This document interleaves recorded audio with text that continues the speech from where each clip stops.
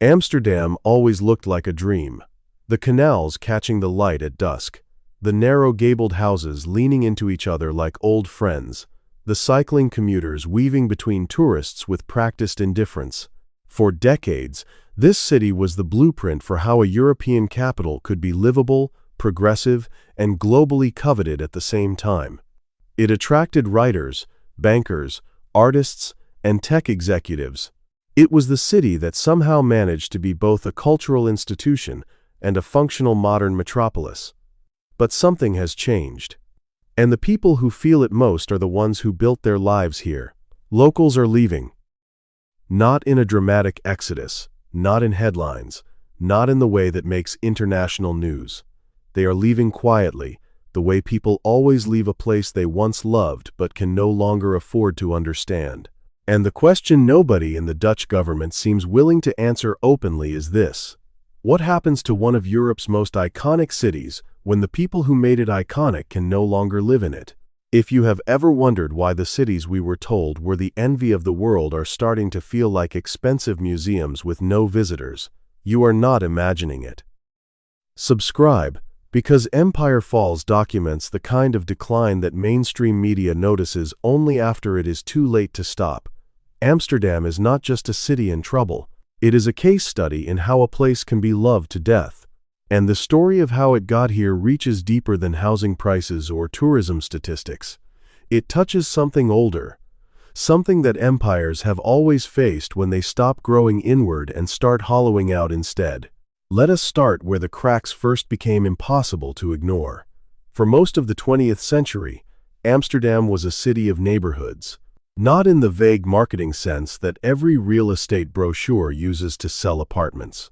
In the genuine sense. The Jordan, once a working-class district of textile workers and canal laborers, evolved slowly into a bohemian quarter without anyone planning it that way. De Peeb, south of the center, was where artists and students and immigrant families shared postcards of the same streets without ever needing to negotiate it.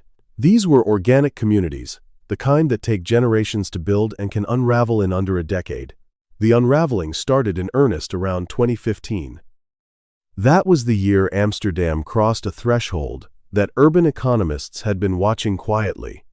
The city's short-term rental market, driven almost entirely by Airbnb, began to consume more residential floor space than was being added to the housing supply. The numbers at the time were not alarming enough to generate panic, but they were alarming enough to generate patterns. By 2018, the Jordan had lost nearly 40% of its permanent residential population compared to a decade earlier. By 2022, a two-bedroom apartment in De Peeb was commanding monthly rents that exceeded what a schoolteacher, a junior nurse, or a starting engineer at a Dutch tech firm could realistically pay from a single income. This is not speculation. These are documented figures from the Amsterdam municipality's own housing reports. The city watched itself transform in real time and found itself unable, or perhaps unwilling, to intervene with the force the situation required.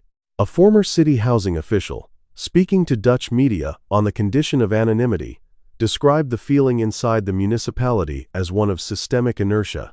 The phrase is clinical. What it describes is not. What it describes is a city watching its own population be replaced, one lease at a time, by a transient economy it had invited in and then found it could not ask to leave. The second crack runs deeper, and this is where Amsterdam's story stops being just a housing story and starts being something more structurally ominous. Amsterdam's identity as a globally relevant city was built on a very specific kind of institutional density. It was never London. It was never Paris. It did not have the scale to compete with those capitals on their own terms. What it had instead was a concentration of European headquarters, financial institutions, and creative industries that punched well above its geographic weight.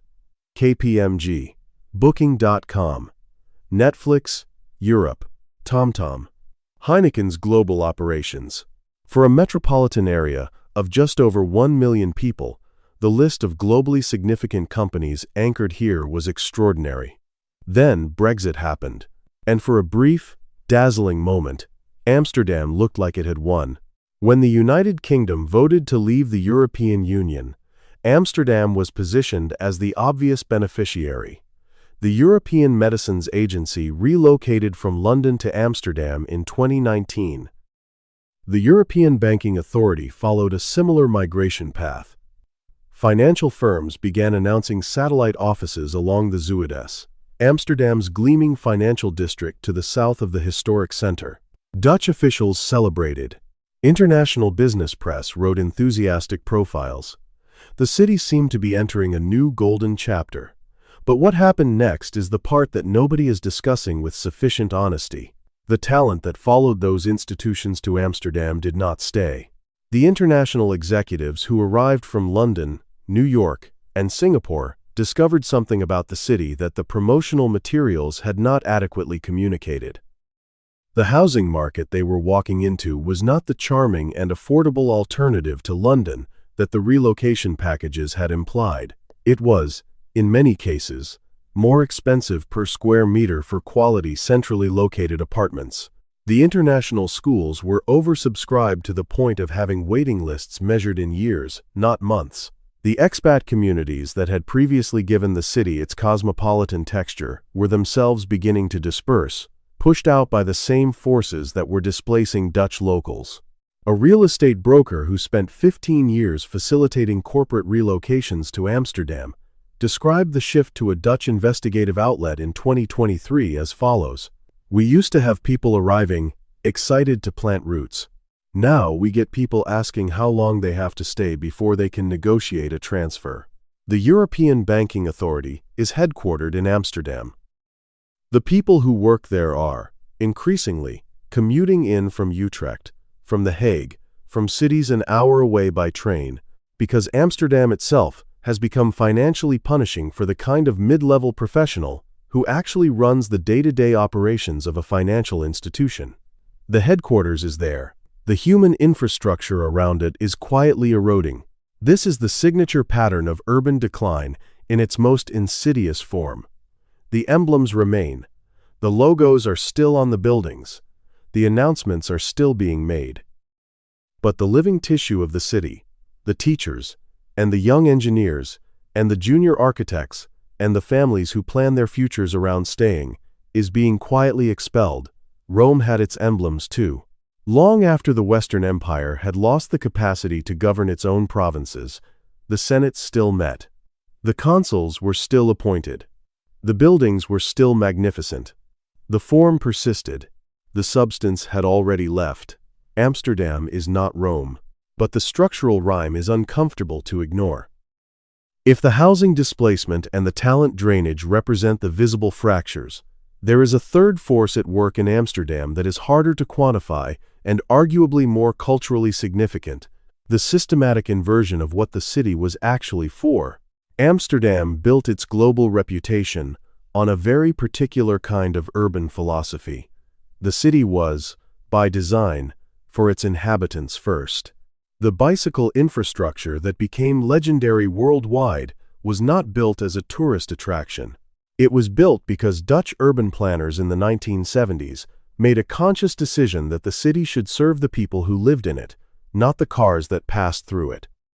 The canal system, the density of the neighborhoods, the scale of the architecture, all of it was calibrated to human presence at a walking and cycling pace. Then the tourism economy arrived at a scale that the city had not anticipated and did not design for. The numbers, again, are not speculative. Amsterdam received a record 22 million visitors in 2019, the year before the pandemic briefly interrupted the flow. To put that in perspective, that is roughly 22 times the permanent population of the city, 22 tourists for every resident. The ratio, sustained across 12 months, changes the physical character of a city in ways that go beyond souvenir shops and crowded bridges. By 2023, the city's own tourism authority was publicly stating that Amsterdam had passed the threshold of what it called tourism carrying capacity. This is a technical term from environmental science, borrowed and applied to urban sociology. It means the maximum load a system can bear before it begins to structurally degrade. The Vondelpark, once a place where Dutch families spent Sunday afternoons, had become a venue photographed millions of times and actually inhabited by fewer and fewer local users. The 9 Streets shopping district, which had evolved organically from local independent retail, was completing its transformation into an open-air mall of international brands and tourist-oriented service businesses. A woman who had run a small bookshop on the Prinsengracht for 11 years closed her doors in the autumn of 2022. She told a Dutch newspaper that she had not lost customers. She had lost neighbors. The people who used to walk past and come in on impulse, she said, do not live here anymore. The people who live here now are tourists, and tourists do not buy books in Dutch. This sentence deserves a moment to land. Tourists do not buy books in Dutch. It is a small observation. It contains an entire theory of urban death. When the composition of a city's street-level population shifts from permanent residents to transient visitors, the economic ecology of that city reorganizes entirely around the needs and behaviors of people who will be gone in 4 days. Restaurants optimize for Instagram-ready presentation rather than repeat customers. Retail adapts to impulse purchases rather than neighborhood utility. The pharmacies and the hardware stores and the bakeries that serve daily life begin to disappear, not because they are unprofitable in absolute terms, but because the per-square-meter economics of a tourist-facing business on the same block are simply better. The city eats itself, and it does so with a smile, because the tourism revenue statistics look excellent until the day the last Dutch family boards a train to Haarlem and does not come back. That day is no longer hypothetical. It is already being documented.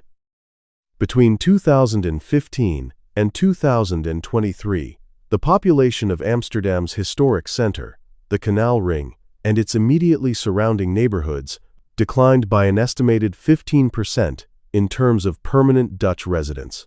The municipality's own figures, published in 2023, show that the proportion of social housing in the city center available to long-term local residents dropped from 31% to 19% in under a decade. Waiting lists for social housing in Amsterdam now exceed 12 years on average, not 12 months, 12 years.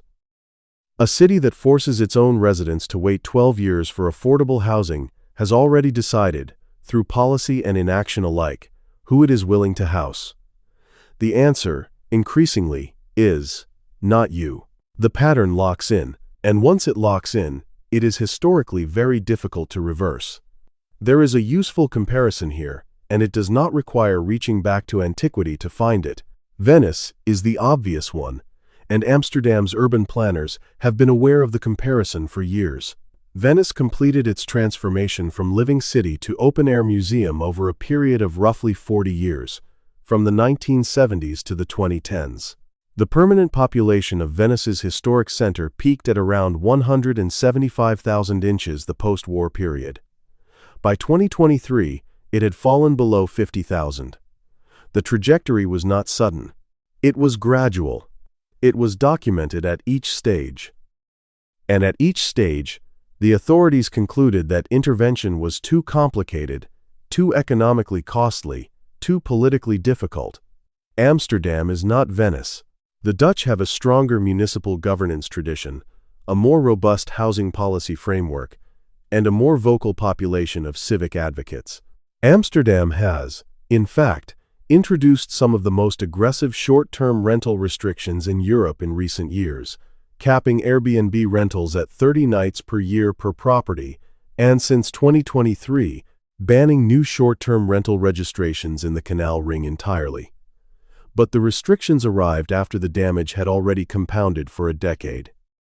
The 30-night cap came into force after years of regulatory ambiguity during which tens of thousands of residential units had already been absorbed into the short-term rental market, many of them through corporate entities that had restructured to comply with personal rental rules while continuing to operate effectively as mini-hotels.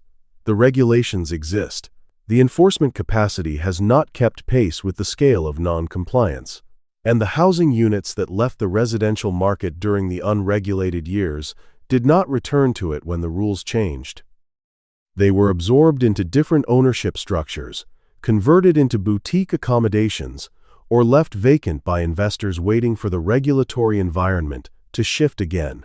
This is the architecture of decline in a modern European city. Not rubble, not visible decay. Vacant units in premium buildings. Regulations that exist on paper. A municipal authority that knows the diagnosis and disputes the severity. If patterns like this interest you, if the gap between official narrative and street-level reality is something you find yourself watching, hit the like button. It tells the algorithm that this kind of investigation deserves to stay visible. There is one more dimension to Amsterdam's decline that is perhaps the most telling of all. It concerns not what is happening to the city's buildings or its economics, but what is happening to its sense of itself. Amsterdam has always traded on a very specific self-image, the city of tolerance, the city of freedom, the city that looked at the rest of Europe's history of religious persecution, ethnic nationalism, and political rigidity, and decided, over several centuries and at significant cost, to build something different. This was not a marketing strategy. It was a genuine historical achievement, imperfect and contradictory in the way that all real historical achievements are, but real. The city that gave shelter to Descartes and Spinoza, the city whose printing presses published books that were banned everywhere else on the continent. The city that built a legal and social architecture of pluralism before pluralism was fashionable or safe. That self-image has been fracturing for years. The fractures are complex, and this is not a place to assign political blame because the forces at work are systemic rather than ideological. But the observable reality is this: Amsterdam in 2024 is a city in which the social contract that underpinned that historic self-image is under more pressure than at any point since the Second World War. The neighborhoods that were once the living proof of Amsterdam's pluralism, areas where working-class Dutch families, Surinamese and Moroccan communities, international students, and established artists lived in uncomfortable but generative proximity, have been undergoing a rapid socio-economic homogenization. Not the homogenization of any particular ethnic or cultural group, but the homogenization of wealth. The only qualification for living in Amsterdam's most desirable areas is increasingly the same one that disqualifies most people: money. A former social housing manager who worked in the Bos en Lammer district for 2 decades described the change as the disappearance of the middle friction. The phrase is unusual. What she meant by it is that cities are held together not by their extremes, but by the social tension between groups of different backgrounds, incomes, and ambitions sharing the same physical space. That friction, uncomfortable as it sometimes is also generative. It is where culture is negotiated. It is where tolerance is actually practiced rather than theorized. When that friction disappears, what replaces it is not harmony. It is vacancy. Not physical vacancy necessarily, though that exists too. Social vacancy. The smooth, frictionless surface of a city that has priced out its contradictions and replaced them with boutique hotels and serviced apartments and expat professionals who cycle to work in the morning and fly home for the weekend. This is the final stage in the life cycle of a city that has been loved to death. And it is the stage that Amsterdam is entering right now. The city is not collapsing in any dramatic sense. The canals are still beautiful. The museums are still full. The Rijksmuseum still commands queues that stretch around the block on Saturday mornings. The financial district still hums with corporate activity. The airport remains one of Europe's busiest transit hubs. But the people who knew Amsterdam before, the teachers and the nurses and the bookshop owners and the second-generation families who built their lives within cycling distance of the Heineken experience, those people are leaving, or they have already left. And the city that remains in their absence is something technically still called Amsterdam, but functionally becoming something else entirely. A city for tourists, a city for institutions, a city for investors, a city for the very wealthy, and, increasingly, a city for nobody who actually intends to stay. The Amsterdam that the world fell in love with That specific, improbable combination of architecture and history and social experiment, and ordinary human life, required ordinary human beings to function. It required people who did not just pass through, but who parked their bicycles in the same spot every morning, and knew their baker's name, and complained about the rain with the specific exasperation of someone who has nowhere else they would rather be. Those people are boarding trains to Almere and Amstelveen and Zaandam. They are finding housing in Haarlem, 30 minutes away, where the markets are still local and the streets are not yet optimized for someone's itinerary. They are not being dramatic about it. They are not writing manifestos. They are doing what people have always done when an empire prices them out of the room. They find another room, and they do not look back. What gets left behind is the frame, the beautiful, expensive, internationally recognized frame of one of Europe's most extraordinary cities. The picture that used to hang in it is gone. This is how empires fall, not in a single catastrophic moment that historians can date precisely.